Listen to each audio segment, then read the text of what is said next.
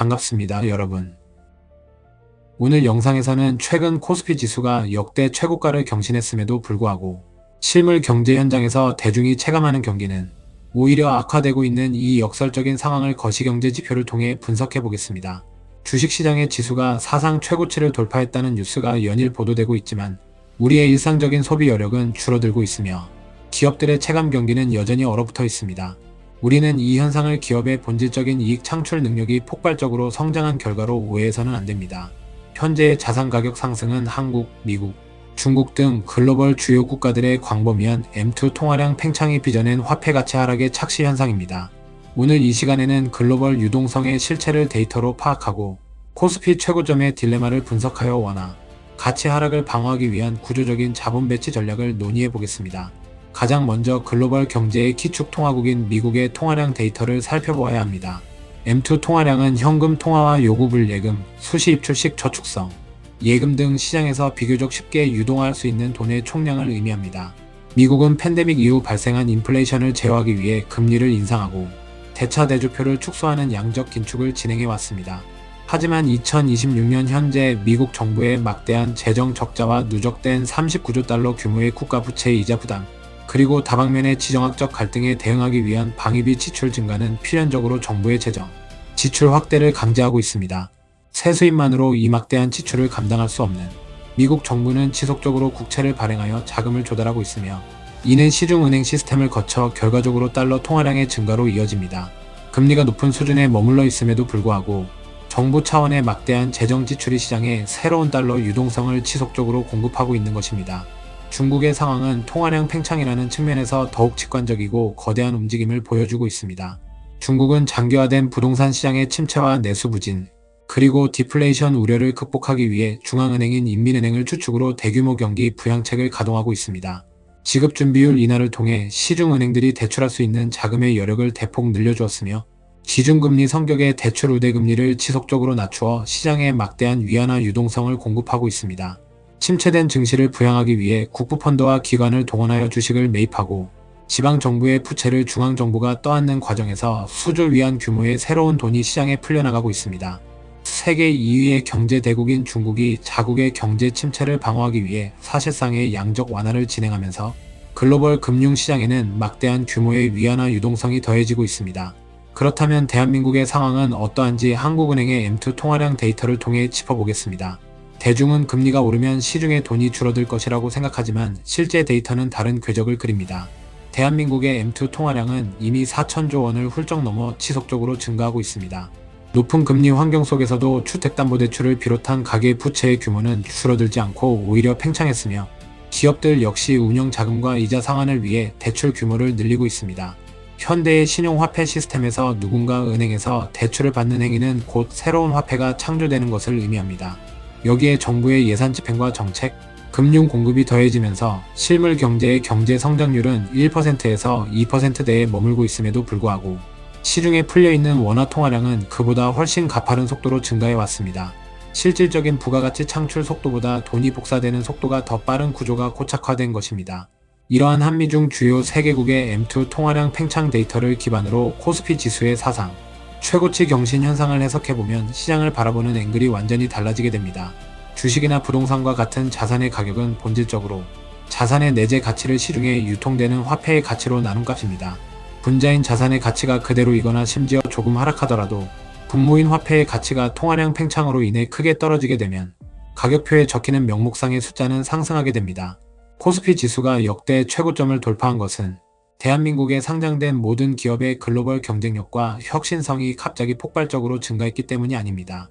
지난 수년간 4천조 원 단위로 불어난 막대한 원화 통화량이 자산시장에 반영되면서 돈의 가치가 떨어진 만큼 주식의 명목 가격이 키 맞추기를 한 것에 불과합니다. 지수가 올랐음에도 실물 경기와 대중의 체감 경기가 나쁜 이유는 바로 여기에 있습니다.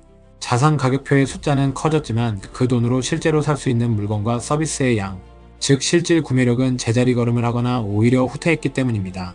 노동자들의 월급 명세서에 적힌 숫자는 과거보다 올랐을지라도 시중에 풀린 돈의 양이 늘어난 속도를 임금 상승률이 따라잡지 못하기 때문에 사람들은 점점 더 가난해지고 있다고 느끼는 것입니다. 이 지점에서 투자자들은 명목 수익과 실질 구매력 사이의 거대한 딜레마를 마주하게 됩니다. 코스피 지수 펀드에 투자하여 10%의 명목 수익률을 기록했다고 가정해 보겠습니다.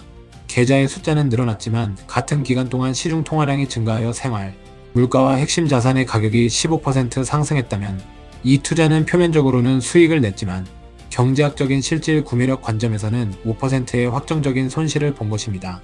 고장난 화폐 시스템 속에서 투자자들은 자산 가격의 상승분을 기업의 성장으로 착각하는 화폐 환상에 빠지기 쉽습니다.